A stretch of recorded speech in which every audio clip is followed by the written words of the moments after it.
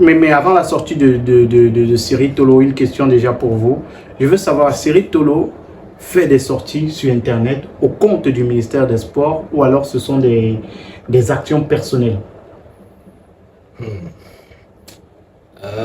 Cette question est embarrassante. Il est conseiller au ministère des Au Sports. ministère des Sports.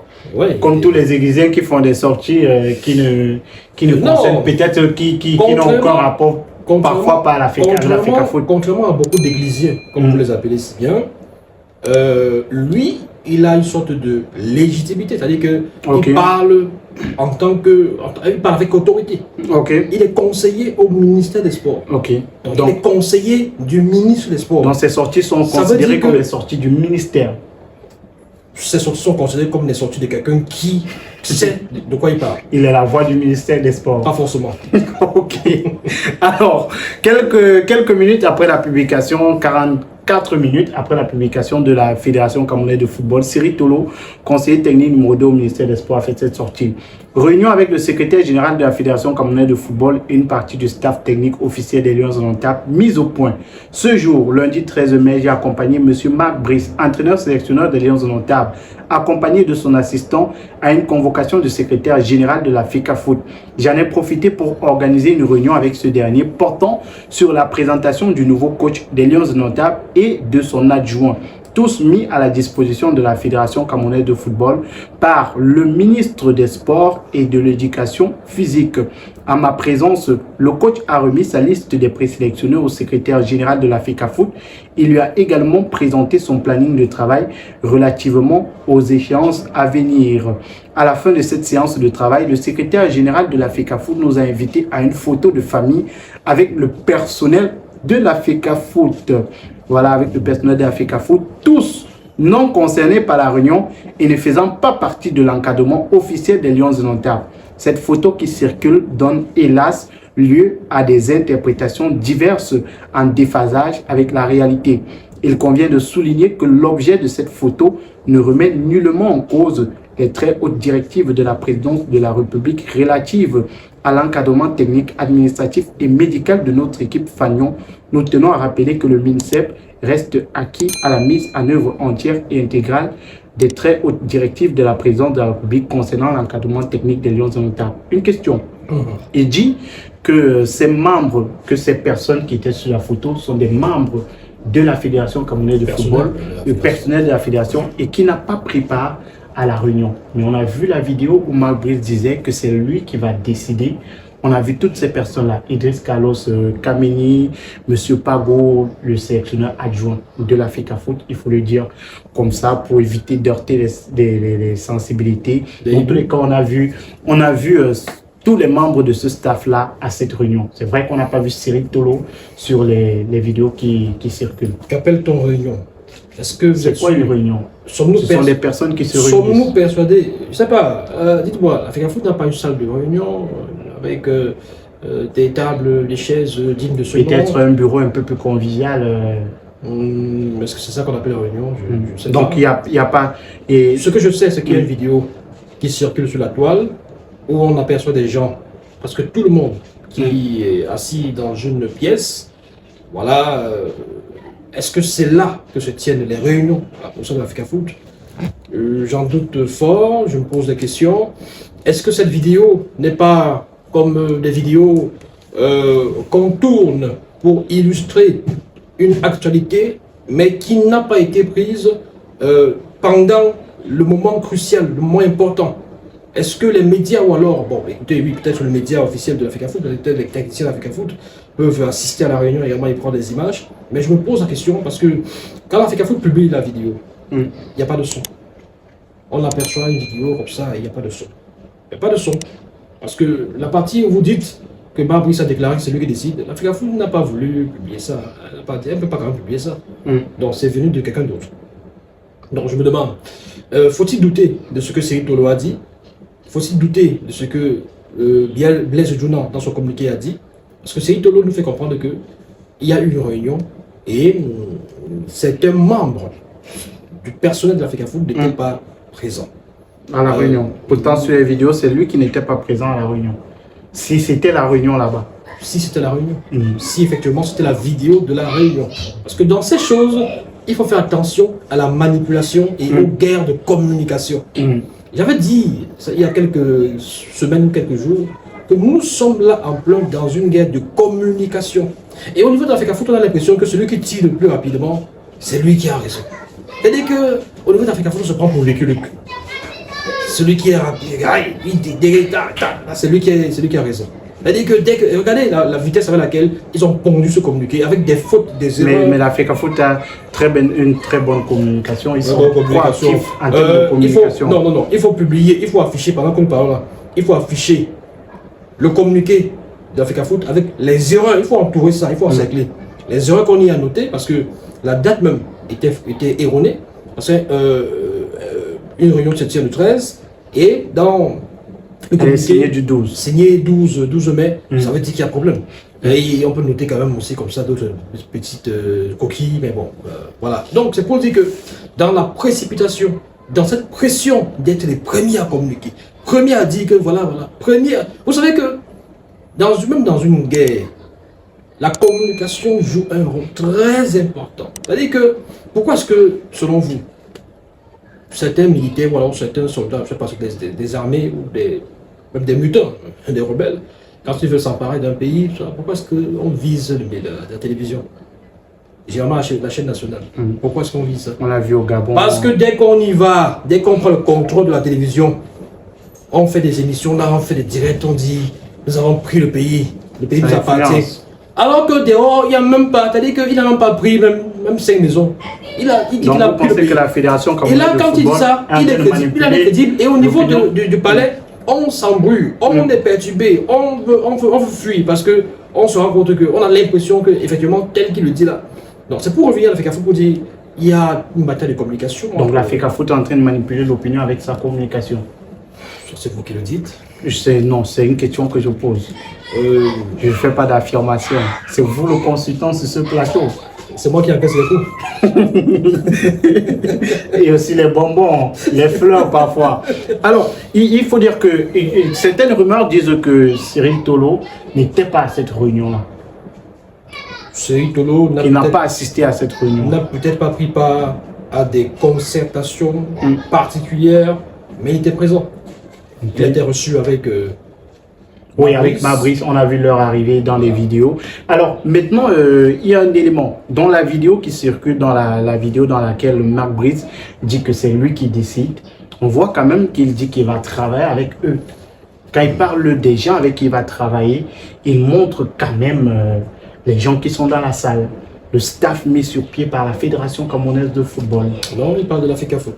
Parce que ça rejoint, parce qu'il est cohérent. Ça rejoint ses propos d'il y a quelques jours, quand il disait qu'il est ouvert à travailler avec l'Africa-Foot. Parce qu'il aurait pu également décider de ne pas travailler avec l'Africa-Foot. Et il aurait peut-être subi les conséquences qui auraient pu s'en suivre. Parce que je tiens toujours à rappeler qu'en 2007, Otto Pfister est nommé par le ministère des Sports et de l'éducation physique, il me semble, à l'époque, parce que j'avais la dénomination sport et éducation physique. Bah oui, même jusqu'à présent, c'est le ministère des Sports et de l'éducation physique. Alors, et Iya Mohamed n'était pas d'accord. Pas d'accord parce que... Mais lui, il n'avait pas fait le bras de fer aussi longtemps que Samuel Eto'o. Bon, il avait dit, je ne suis pas d'accord, mais je te laisse travailler. Samuel Eto'o a dit, je ne suis pas d'accord. Il a d'abord annoncé qu'il allait nommer son staff. Après, il a validé le sélectionneur.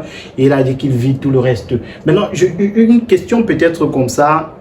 Les membres qui étaient dans cette salle-là pour la réunion, Idriss Carlos Kameni, Monsieur Pago, le coordonnateur de l'Africa-Foot Benoît Ambois, ils ont été présentés comme qui à Mabrice? Ils ont été présentés, et c'est pas aujourd'hui. Comme le personnel de l'Africa-Foot? Non, ils ont été présentés comme ses assistants, c'est son staff. Ok. Ça, on le sait. À l'Africa-Foot? Oui, ça, on le sait. Mais Monsieur Cyril Tolo, il fait une sortie et il vous dit que rien n'a changé au niveau du ministère.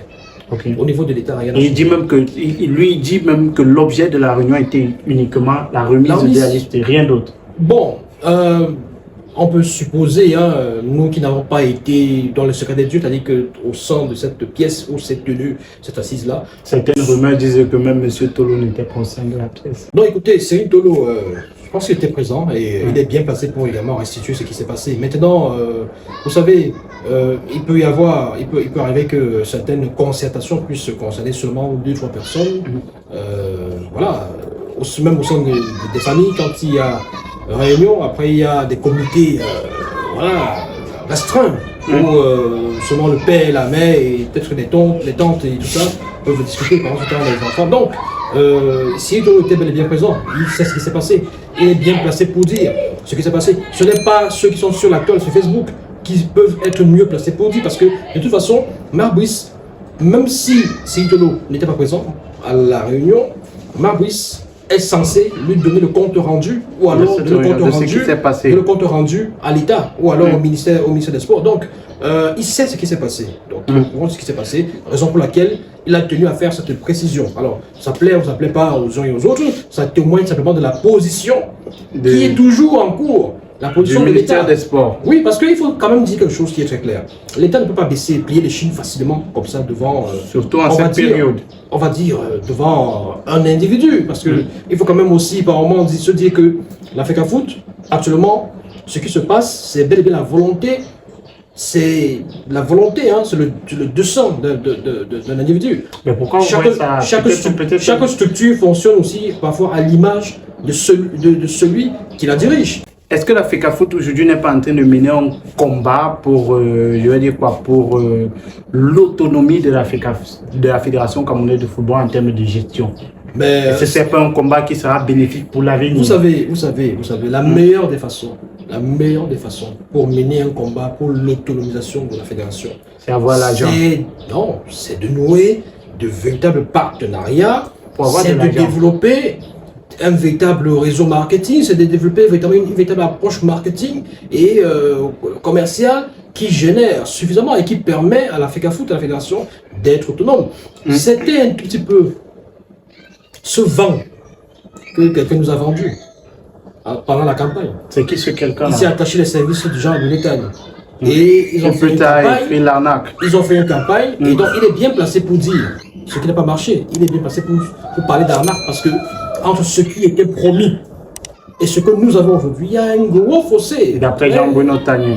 Alors, non, pas d'après. Écoute, on a assisté à des conférences, on a assisté à des campagnes. De l'autre côté, on dit que les choses se passent il a fait une belle campagne. Il a fait déjà, d'ailleurs, une séance, écoutez, je ne sais pas comment je vais appeler ça, une démonstration du côté du JICAM. Le JICAM, il était là bien habillé avec une chemise blanche, avec un pantalon jean et tout ça, et des baskets, devant des entrepreneurs, des hommes d'affaires, pour expliquer, pour démontrer un tout petit peu le projet de la FECAFOOT, son projet. Au bout de 3 ans, on ne voit toujours rien. On nous a vendu le rêve. Mais c'est vous qui dites que vous ne voyez rien. Ils sont allés au Qatar. On nous a fait comprendre que les présidents de clubs ont signé des gros partenariats avec des partenaires, avec des... Mais est-ce que c'était à la FECAFOOT de signer les partenariats pour les présidents de clubs? Aujourd'hui, on voit... C'est un exemple. Oui, c'est un exemple. Mais est-ce que c'est la FECAFOOT qui devait signer pour ces personnes? Il faut me dire un tout petit peu, au niveau de la FECAFOOT, quels sont les sponsors que vous connaissez qui apportent beaucoup d'argent? Il faut nous dire, aujourd'hui, avec la FECAFOOT, est-ce que ça marche sur le plan marketing, commercial? Est-ce que l'argent... La FECAFOOT nous dit que tout va bien. Aujourd'hui, la FECAFOOT en est encore à tendre la main à l'État du Cameroun. La FECAFOOT nous dit que tout va bien. Quand ils font le bras de fer avec l'État là, est-ce que c'est eux qui vont payer les salaires des gens qui sont censés avoir nommé là? L'État va payer. Que vous imposez à l'État du Cameroun, j'ai nommé X, j'ai nommé Y, c'est lui qui est adjoint, c'est lui qui est... Vous allez payer. Bon, peut-être pour sortir, il faut dire que les deux sorties, que ce soit celle de la FECAFOOT ou alors celle de Cyril Tolo, ont une certaine particularité. C'est la mise en œuvre entière et intégrale des très hautes directives de la présidence de la République pour Cyril Tolo. Et du côté de la Fédération camerounaise de football, la FECAFOOT se félicite de ce retour à la sérénité et rassure de sa bonne disposition à respecter les très hautes prescriptions du chef de l'État consacrées par la loi et l'arsenal réglementaire. Tout le monde s'approche sur les prescriptions, sur les directives, sur les hautes instructions. Finalement, qui a reçu les directives, qui a reçu les instructions? Je peux, quand on fait un petit élan, jeter un petit coup d'œil sur la presse parue ce jour. Mutation, ministère FECAFOOT, instruction contre prescription. Et ça résume un tout petit peu ce qui, ce qui a été dit. Le soir vous dira, le soir Tribdo, rencontre du 13 mai 2024 à FECAFOOT, tentative d'instrumentalisation de l'opinion. On connaît comment la presse se passe un peu au Cameroun. La cible vous dit l'imposture de la FECAFOOT mise à nu. Donc, c'est pour dire qu'il y a quand même un certain nombre de choses sur lesquelles... alors, ça rejoint un tout petit peu la question. C'est pas seulement ces deux journaux qui ont tiré sur cette affaire aujourd'hui.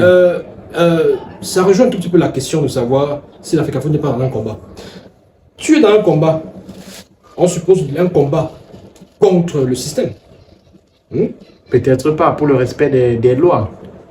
Non, pas forcément. Pour le respect des textes. Ce combat-là... La FECAFOOT n'a rien contre le système. Ben oui, puisque le système a nommé Marbrice. Déjà, Marbrice n'était pas été contesté. C'est l'État, peut-être pas le système. Bon, écoute, la FECAFOOT a été présentée par certains, du moins son président, comme étant quelqu'un qui veut se battre contre le système, tout ça. Mais on se rend quand même compte que dans cette sortie, il parle de haute prescription du chef de l'État. Donc, mais il a terminé par consacrer par la loi et l'arsenal réglementaire en vigueur.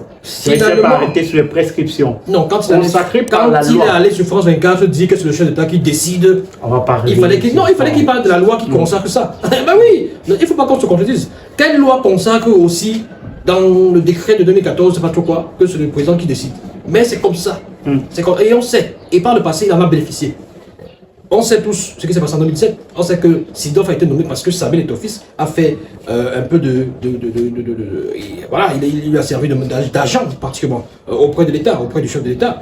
Et c'est lui qui a proposé au chef de l'État de nommer, il a convaincu. Et on sait que c'est le chef de l'État qui a nommé Clarence Sidorf. On sait qu'en 2022, avec tout ce qui s'est passé, c'est finalement le dernier mot est venu de l'État, on sait tous. Donc, il ne faut pas qu'on se mente, qu'on se voit la face. On sait qu'au Cameroun, ça se passe comme ça. Mais sauf que, depuis que la nomination de Marbrice a été effectuée avec son staff, il y a cette contestation. Et on veut que les choses changent. Et on se dit, Samuel, en réalité, il est en train de se battre contre ce système qui voudrait que ce soit le chef de l'État qui nomme le sélectionneur et le staff. Il se bat contre le système qui voudrait que ce soit l'État du Cameroun, à travers le ministère des Sports, qui nomme le sélectionneur. Donc, il est en train de vouloir imposer, passant par la FIFA, ou alors prenant la FIFA à témoin, que désormais, il faut que ça change. Ou passant par les règles.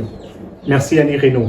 Merci, je vous en prie. Merci à tous d'avoir regardé cette vidéo. N'hésitez surtout pas à donner vos propres avis en commentaire, liker la vidéo, partager avec vos proches. Et si vous êtes nouveau sur la chaîne, abonnez-vous. Cliquez sur la cloche de notification. Dans nos prochaines vidéos, on va continuer avec cette actualité, notamment cette vidéo où Marbrice dit que c'est lui qui décide. On parlera également de l'absence de l'assistant numéro 2 de Marbrice depuis le début de cette affaire-là, l'analyste vidéo Dianis Ziloris. On parlera de la sortie du très proche ami de Yannick Reynaud, Jean Crépin Niamsi, qui parle de Marbrice, et encore de cette discussion entre Philippe Doucet et Samuel Eto'o. On se donne rendez-vous très bientôt.